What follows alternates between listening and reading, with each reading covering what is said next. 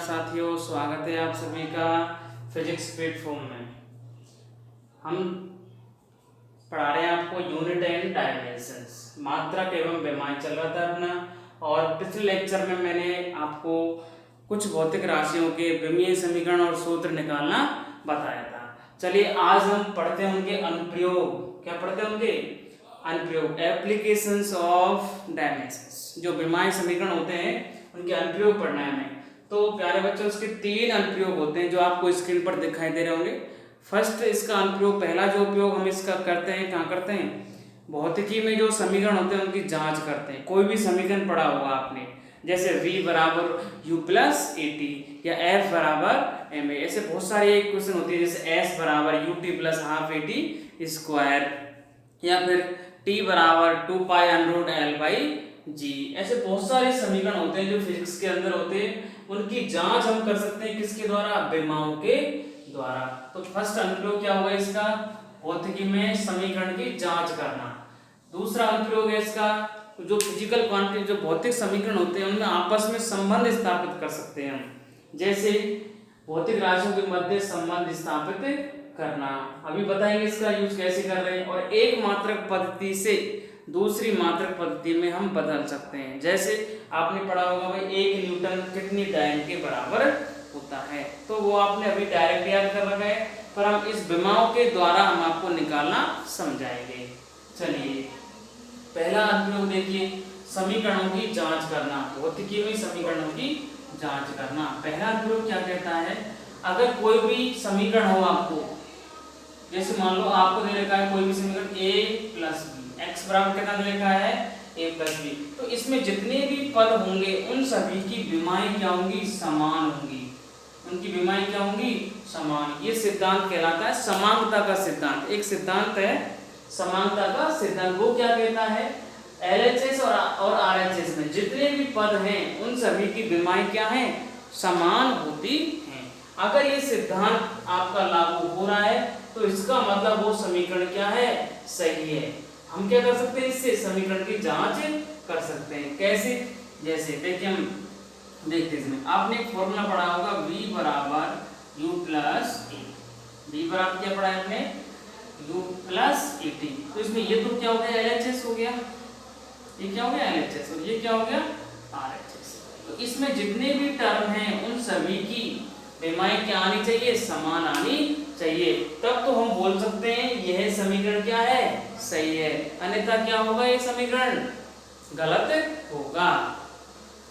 तो देखते हैं, हम इसको चेक करते हैं भी इस समीकरण को। LHS में v, सबसे पहले क्या देखा है? v क्या होता है? वेग। और वेग की विमा समीकरण मैंने आपको बताया था। कितना आया था वेग का? L1 t minus 1। याद आ रहा हो तो आप देख लो और समझ लो। मीटर पर सेकंड होता है इसका। क्या होता है? मीटर पर सेकंड। तो मीटर का L1 हो गया और सेकंड का t माइनस 1 हो गया।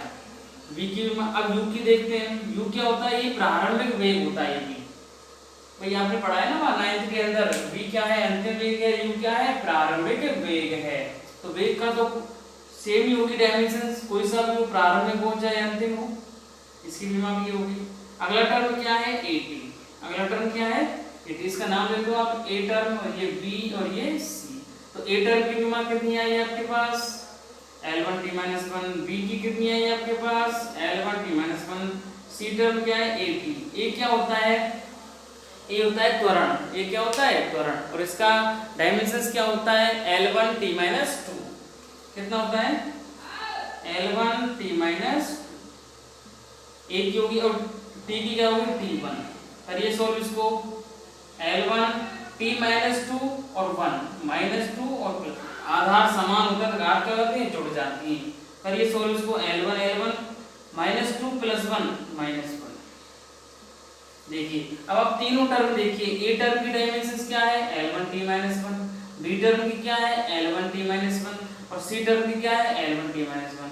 तो सभी की विमाएं क्या आ रही है? समान आ रही है। सभी पदों की विमा क्या है? समान। तो हम बोल सकते हैं यह समीकरण क्या है? सही है। तो इस प्रकार से हम समीकरणों की क्या कर सकते हैं? इनके द्वारा जांच कर सकते हैं। और भी समीकरण आप दे सकते हो, जैसे आप इसको करके देखना। मैं आपको एक एग्जांपल दे रहा हूं, s बराबर ut प्लस इसका आपको क्या करना है, निकालना है कि ये समीकरण सही है या गलत है। तो इसकी जांच आपको सेल्फ करनी है। मैं अगला यूज बता रहा हूँ भौतिक समीकरणों का। कौन सा है अगला यूज आपका, भौतिक राशियों के मध्य संबंध स्थापित करना। कोई भी भौतिक राशि है उनमें हम क्या कर सकते हैं, इसके द्वारा संबंध स्थापित कर सकते हैं। कैसे, देखिए हम कैसे करेंगे। सबसे पहले मान लो P क्या है, कोई भौतिक राशि है।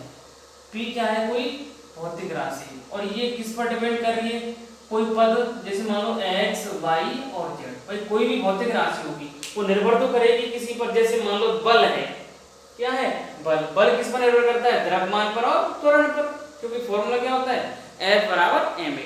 तो इसी प्रकार में एक एग्जांपल ले रहे हैं, अभी बस इसको समझ रहे हैं, पर एग्जांपल से फिर समझाएंगे आपको। जैसे इसमें समझाया था ना, इसमें क्या कंसेप्ट किया था हमने, इसी प्रकार इसको यहाँ पर अप्लाई किया था। ऐसे हम पहले समझ रहे हैं उसको, फिर करेंगे इसको। तो P कोई भौतिक राशि हो गई और ये इस पर निर्भर कर रही है। मान लो m पर भी हो सकता है, ये L1 पर भी हो सकता है, T पर भी हो सकता है, A पर भी हो सकता है, और इनकी कुछ विमान आती है, विमान में इसकी घातें होती हैं ऊपर। मान ली मैंने A, B और C, तो बोल सकता हूँ कि P समानुपाती x की पावर a, y की पावर b, z की पावर c।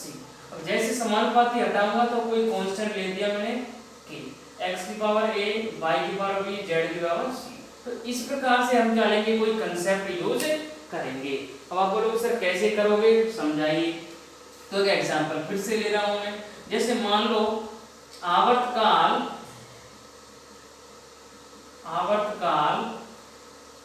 गुरुत्वीय त्वरण g व L पर लंबाई पर निर्भर करता है। आपको बोला गया है भाई कोई भी सरल पेंडुलम है उसका आवर्तकाल किस किस पर निर्भर करता है, गुरुत्वीय त्वरण g पर तथा उस पेंडुलम की लंबाई पर निर्भर करता है। तो इसके द्वारा आप लोग सूत्र निकालिए। इसका सूत्र क्या होगा, किसका, आवर्तकाल। आवर्तकाल कैपिटल T होता है। आवर्तकाल क्या होता है, कैपिटल T। ये किस किस पर निर्भर करता है, गुरुत्वीय त्वरण g पर और पेंडुलम की लंबाई L पर। तो इसका सूत्र स्थापित कीजिए। आप इन भौतिक राशियों में क्या कीजिए, संबंध स्थापित कीजिए। तो यही कंसेप्ट यूज करेंगे हम। देखिए कैसे, मान लो P यहाँ पर भौतिक राशि पर, यहाँ पर क्या है, अब आवर्तकाल है। तो ये किस किस पर निर्भर कर रहा है, लंबाई पर। तो यहाँ पर x की जगह क्या आ गया, L आ गया। फिर किस पर कर रहा है, गुरुत्वीय त्वरण पर, y की जगह क्या आ गया, g आ गया। तो इनकी पावर में क्या मान सकता हूँ, a, और इसकी क्या मान सकता हूँ, देख सकता हूँ कि इनको जैसे समानुपाती चिन्ह हटाऊं तो t बराबर क्या हो गया, k, L की पावर a और g की पावर d। तो इस प्रकार से मेरे पास क्या बन गया, ये समीकरण बन गया। अब मेरे को इसमें संबंध स्थापित करना है कि इसका सूत्र क्या होगा, क्या याद करना है, इस भौतिक राशियों के मध्य संबंध स्थापित करना है। कैसे, हमें वही कंसेप्ट लगाना है। LHS और RHS में हमें इसकी जो भौतिक राशि इनका क्या लिखना है, विमीय सूत्र लिखना है। जैसे LHS में देखिए आप, LHS में कौन सी भौतिक राशि दे रखी है आपको, T मींस आवर्तकाल। क्या दे रखी है, आवर्तकाल।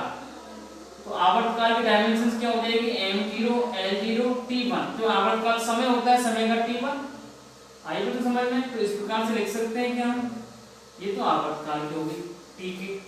अब L यहाँ पर है, अगला पद K की तो एक कांस्टेंट है, तो L की विमा क्या होगी, लंबाई है। लंबाई के लिए क्या यूज कर सकता हूँ मैं, m0, L1, T0, और ऊपर पावर कितनी इसकी, a। पावर क्या है इसकी, a है क्या। यहाँ पर सॉल्व करिए इसको। यहाँ पर m की power 0 into a, 0, 1 into a आ जाएगा, और t यहाँ पर g लिख सकता हूँ क्या। ऐसे g के लिए लिख सकता हूँ।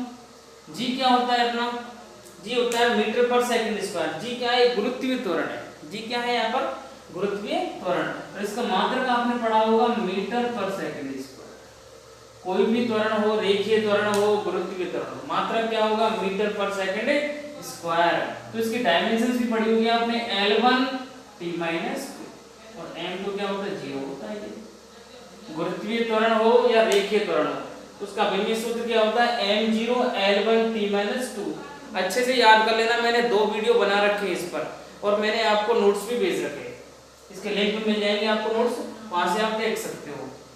तो लिखिए इसकी डायमेंशंस कितनी होगी मेरे पास, m0 l1 t minus 2, power कितनी है जी की, पावर कितनी है इसकी p, करिए सॉल्व इसको, 0 into b 0 ही होगा, l की पावर कितनी आ जाएगी b और t की पावर कितनी आ जाएगी -2, आगे क्या इस प्रकार से लिख सकता हूं क्या मैं।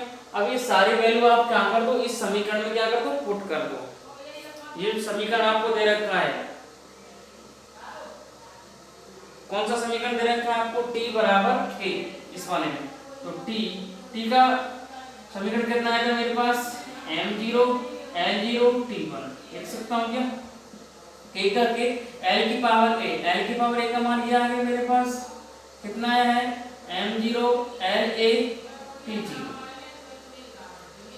g की पावर b का मान क्या है मेरे पास m0 lb t माइनस, लिख सकता हूं क्या। अब देखिए आप, अब मैं क्या कर सकता हूं इसमें, इसको ऐसे लिख सकता हूं क्या, m0 l0 t1, ये तो ऐसे कैसे लिख दिया बराबर k, एक k भी ऐसे लिख दिया। अब देखिए यहाँ पर आधार समान है तो घात जुड़ जाएंगे क्या, m की पावर 0 m की पावर 0, तो m की पावर क्या होगी 0 + 0 0, l, अब l की पावर कितना है 1 और यहाँ पर l की पावर b, तो क्या हो जाएगी l की पावर a + b, क्योंकि आधार समान है घात क्या हो जाएगी जुड़ जाएगी। t की पावर में देखिए 0 + -2b, तो कितना हो जाएगा -2, लिख सकता हूँ इस प्रकार से। मैंने क्या किया, इनको जोड़ दिया है, घातों को क्या कर दिया, जोड़ दिया, आधार समान है इनका तो जोड़ सकता हूं मैं। अब यहाँ से कंपैरिजन कर रहा हूं मैं, क्या कर रहा हूं, यहाँ से तुलना कर रहा हूं इनकी, m की तुलना m से, l की तुलना l से और t की तुलना t से। तो t की तुलना t से करिए आप, t की पावर यहाँ कितनी है -2b, यहाँ पे t की पावर कितना है 1, तो b का मान कितना आ गया -1/2, b का मान कितना आ रहा है -1/2। अब इस पर देखिए l पर, l की पावर कितनी है यहाँ 0 और यहाँ कितनी a + b, तो a + b = 0, b का मान है क्या आपके पास, b का मान कितना है -1/2 बराबर 0, b का मान कितना यहाँ से, तो a का मान कितना आ गया +1/2, तो a का मान और b का मान मेरे पास आ चुका है। अब ये a और b का मान वापस कहाँ रख दो, इस वाले इक्वेशन में रख दो, तो अपने पास भौतिक राशियों में संबंध स्थापित हो जाएगा। देखिए कैसे, t बराबर k, l की पावर a का मान कितना 1/2, g की पावर कितना b की पावर -1/2, इसको मैं ऐसे समझूंगा t बराबर k, l की पावर 1/2, g की पावर -1/2, इसको मैं नीचे लेके आ सकता हूँ कि g की पावर 1/2, इसको मैं कहां शिफ्ट करके यहाँ, और 1/2 का मतलब क्या होता है √, 1/2 का मतलब क्या होता है √, तो इसका मतलब है t बराबर k, l/g के ऊपर क्या लगा सकता हूं मैं √। तो इस प्रकार से एक समीकरण आ गया मेरे पास, भौतिक समीकरण t बराबर k √l/g, और यहाँ पर जो k का मान होता है वो 2π होता है कांस्टेंट, तो t बराबर कितना हो गया 2π √l/g। ये समीकरण आपने पढ़ा भी होगा 9th ईयर तक और आगे भी पढ़ोगे आप। इसमें पढ़ना है आपको जो आपकी ऑक्सीलरी मोशन है, पेंडुलम या दोलन गति में आपको ये समीकरण पढ़ना पड़ेगा। तो एक तरह से आवर्तकाल इस पर निर्भर कर रहा है, ऐसे बहुत सारे आप एग्जाम्पल ले सकते हो। तो आपने क्या किया था, इसमें समीकरण की जांच भी की थी और संबंध भी स्थापित कर लिया। देख लो भौतिक समीकरणों में संबंध आ गए अपने पास भौतिक राशियों के अंदर। अगला इसका यूज है एक मात्रक पद्धति से दूसरी मात्रक पद्धति में बदलना। जैसे मान लो आपके पास कोई एमकेएस पद्धति है, क्या है एमकेएस, तो इसको आपको सीजीएस में बदलना है, तो आप कैसे मान ज्ञात करोगे। जैसे मान लो बल का मात्रक क्या होता है न्यूटन, 1 न्यूटन है। अब सीजीएस मात्रक क्या होता है इसका डाइन, क्या होता है डाइन। तो 1 न्यूटन में क्या होता है कितने डाइन होते हैं, ये वाला मान आपको क्या करना है ज्ञात करना है। तो एक बार इसका आप स्क्रीनशॉट ले सकते हो, मैं इसको रफ कर रहा हूँ, नेक्स्ट पॉइंट पर चल रहा हूँ। एक मात्रक पद्धति से दूसरी मात्रक पद्धति में बदलना, नोट कर सकते हो या स्क्रीनशॉट ले सकते हो, इसका रफ कर रहा हूँ इसको।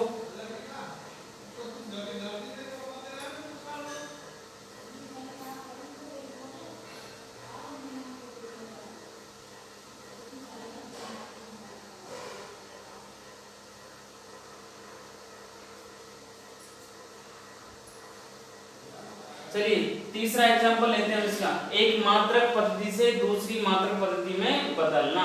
कैसे, देखिए इसमें क्या करेंगे हम, दो जो भौतिक राशि है उनके मात्रक हम बराबर कर देंगे। कैसे, जैसे आपने कंसेप्ट पढ़ा था क्या, एन यू बराबर, मैंने एक नियतांक बताया था आपको। एन यहाँ पर क्या है आपका, एक संख्या है, एक नंबर है, संख्यात्मक मान, और मात्रक यू क्या है यहाँ पर मात्रक, उसका मान हमेशा क्या होगा, किसी भी भौतिक राशि का संख्यात्मक मान तथा मात्रक का जो गुणनफल होगा वो हमेशा नियत होगा, नियतांक होगा। यही कंसेप्ट मैंने बताया था आपको। और दो भौतिक राशियों के लिए इसको n1u1 बराबर n2u2 लिख सकता हूँ मैं। n1u1 बराबर क्या लिख सकता हूँ, n2u2। तो यही कंसेप्ट मैं इसमें लगाऊंगा। अब जैसे मेरे को n2u2 बराबर क्या हो गया, n1, अब मैं यहाँ से n2 का मान निकालना चाहूँ, किसका मान निकालना चाहूँ, n2 का, तो क्या हो जाएगा, n1 तो हो गया यहाँ पर, u1 है ये, और तो u1 अपन क्या हो जाएगा, तो क्या फॉर्मूला लगाना पड़ेगा मेरे को, n1 u1 अपॉन u2। अब यही मैं फॉर्मूला यूज करूंगा किसमें, एक मात्रक पद्धति से दूसरी मात्रक पद्धति में। आप बोलोगे सर कैसे यूज करोगे, देखिए यहाँ पर देखता हूँ मैं, जैसे मैं पूछता हूँ एक न्यूटन कितने डाइन के बराबर है, तो न्यूटन कौन सा मात्रक है, एमकेएस, और डाइन कौन सा मात्रक है, सीजीएस। तो मेरे को एक तरह से एमकेएस पद्धति से किस में बदलना है, सीजीएस पद्धति में। हमें बोला ना भाई एक मात्रक पद्धति से दूसरी में जा सकते हैं, तो मैं एक एग्जांपल ले रहा हूँ एमकेएस पद्धति से, किसमें, सीजीएस में, किसमें, बल के बारे में। तो एक न्यूटन में कितने डाइन होते हैं, तो एक बार मेरे को ये न्यूटन बता दो किसके बराबर होगा, ये होगा केजी मीटर पर सेकंड स्क्वायर। क्या होगा, केजी मीटर पर सेकंड स्क्वायर। आ रही है बच्चों समझ में बात। और यहाँ पर ये u1 और u2 क्या है, इसके लिए ये कोई भौतिक राशि होगी, इसका मात्रक आएगा यहाँ पर, ये किसके रूप में लिखा जाएगा, जैसे n1 का n1, u क्या होगा यहाँ पर, कोई भौतिक राशि का मात्रक होगा, जैसे m1 l1 t1। आ रही है बच्चों समझ में। इसी प्रकार यहाँ पर क्या होगा, m2 l2 और t।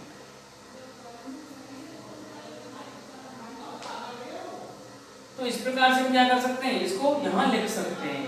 तो इसके फॉर्म में देखो आप, यहाँ पर न्यूटन क्या ले सकते हैं, केजी मीटर पर सेकंड स्क्वायर। ये डाइन क्या होगा यहाँ पर, ये सीजीएस में, तो केजी क्या हो जाएगा, ग्राम, और मीटर क्या हो जाएगा, सेंटीमीटर, और सेकंड का सेकंड। आ रही बात समझ में। तो हमें एक तरह से एमकेएस पद्धति से किसमें बदलना है, सीजीएस पद्धति में बदलना है इसको। कैसे, देखिए, और ये क्या होगी, यहाँ पर कोई भी एक भौतिक राशि होगी। कैसे, जैसे यहाँ पर ये कोई भौतिक राशि है तो इसका कोई मान तो आएगा भाई, पावर ए बी सी, ऐसे ए बी और सी। आ रही बात समझ में। तो इस प्रकार से मैं क्या लिख सकता हूँ, इसको ऐसे लिख सकता हूँ क्या, m n1 हो गया सीधे सीधा, ये m1 अपॉन m2, m1 और पावर कितनी है इसकी, और पावर कितनी है इसकी, दोनों पर एक। अब देखिए लंबाई के लिए l1 अपॉन l2, पावर कितनी है इसकी, b, ऐसे t1 अपॉन t2, पावर कितनी है इसकी, c। अब आप बोलोगे सर ये a b और c कहाँ से आएंगे, ये आएंगे उस भौतिक राशि से जो भौतिक राशि आपको दे रखी है। तो न्यूटन कौन सी भौतिक राशि होती है, बल। न्यूटन क्या होता है आपका, बल। तो बल का जो समीकरण है वो कितना होता है, वो आपको आना चाहिए, ये होता है m1 l1 t माइनस 2। तो यहाँ पर a का मान कितना हो गया, 1, b का मान कितना हो गया, 1, c का मान कितना हो गया, -2। आ रही बात समझ में। अब करते हैं इसको सॉल्व। तो हमें n2 का मान निकालना है, किसका निकालना है, n2 का, मतलब डाइन का मान निकालना है हमें। n1 का दे रखा है कितना, n1 का मान कितना दे रखा है हमें, 1, n1 कितना दे रखा है, 1 न्यूटन। चलिए अब हम सॉल्व करते हैं, m1 upon m2, m1 upon m2, a के मान कितना है, 1, पावर कितनी है, 1, l1 अपॉन l2, पावर कितनी है b की, b का मान कितना, 1, t1 अपॉन t2, पावर कितनी है, c का मान कितना है, माइनस। अब देखिए n2 इक्वल टू 1। अब m1 कौन सी पद्धति है आपकी, एमकेएस। m1 कौन सी है आपकी, m केस। तो m केस में इसका मात्रक क्या होगा, m का द्रव्यमान का kg, m2 कौन सी है आपकी cgs, तो cgs में kg किसके बराबर है, ग्राम की पावर कितनी L1। L1 का दूसरी वाली पहली पद्धति में मीटर होगा यहाँ L1 के लिए, तो यहाँ पर कितना होगा दूसरी में सेंटीमीटर, यहाँ पर क्या है सेकंड, यहाँ पर भी कितना है सेकंड, दोनों में सेम है समय का मात्रक तो माइनस। अब हमें कौन सी में लाना है इसको, हमें केजी और मीटर और सेकंड इसको बदलना है किसमें, ग्राम में, सेंटीमीटर में और सेकंड में। तो एक बात आप मेरे को बताओ, आप केजी को भी किसने बदलो, ग्राम में, क्यों बोल रहे हैं आपसे भाई ग्राम सेंटीमीटर पर सेकंड स्क्वायर में बताना है आपको आंसर, तो केजी को भी ग्राम में बदल दो। एक केजी में कितने ग्राम, 1000 ग्राम, देख सकता हूं क्या, एक केजी में कितने 1000 ग्राम, ग्राम पे ग्राम यानी किया गया। एक मीटर में सेंटीमीटर 100 सेंटीमीटर अपॉन सेंटीमीटर का सेंटीमीटर, सेकंड का सेकंड से और -2 का -2, पावर लगा 1 और 1, ग्राम से ग्राम, सेंटीमीटर से सेंटीमीटर, सेकंड से सेकंड, n2 बराबर बताइए क्या आएगा, 1000 की पावर 1, 100 की पावर 1 और 1 की पावर -2, 1 की पावर -2 क्या आ गया 1, क्योंकि कोई भी एक है उसके ऊपर सम घात होती है तो संख्या प्लस में आती है हमेशा। तो कितना हो गया आपको n2 कितना आ रहा है, n2 बराबर 1000 की पावर 1, इसका मतलब 1000 को मैं 10 की घात 3 लिख सकता हूँ, 1000 को लिख सकता हूँ 10 की घात 3, और 100 को कितना लिख सकता हूँ मैं 10 की घात 2, तो लिख सकता हूँ क्या n2 का मान, सॉल्व करो, 10 की घात 3 और 10 की घात 2 कितनी हो गई, 10 की घात 5, 10 की घात 5, तो n2 का मान कितना आ गया मेरे पास 10 की घात 5, कितना आ गया 10 की घात 5। तो एक तरह से बोल सकता हूँ कि एक जो आपका न्यूटन है, एक न्यूटन क्या होता है 10 की घात 5 डाइन के बराबर होता है। संबंध स्थापित कर लिया ना आपने, तो एक तरह से हम बोल सकते हैं एक मात्रक पद्धति से दूसरी मात्रक पद्धति में ज्ञात करना है। और मैं एक आपको एग्जांपल दे रहा हूं जो आपको करना है, एक जूल में आपको अर्घ निकालने हैं, एक जूल में क्या बताना है आपको अर्घ, कैसे जूल तो आपकी एमकेएस पद्धति है और अर्घ क्या है आपकी सीजीएस पद्धति, किसकी है ये कार्य की। तो इस प्रकार से आप इसमें संबंध ज्ञात कर सकते हो। तो इस प्रकार से मैंने विमाओं का क्या बता दिया आपको, अनुप्रयोग बता दिए हैं। Okay, thank you.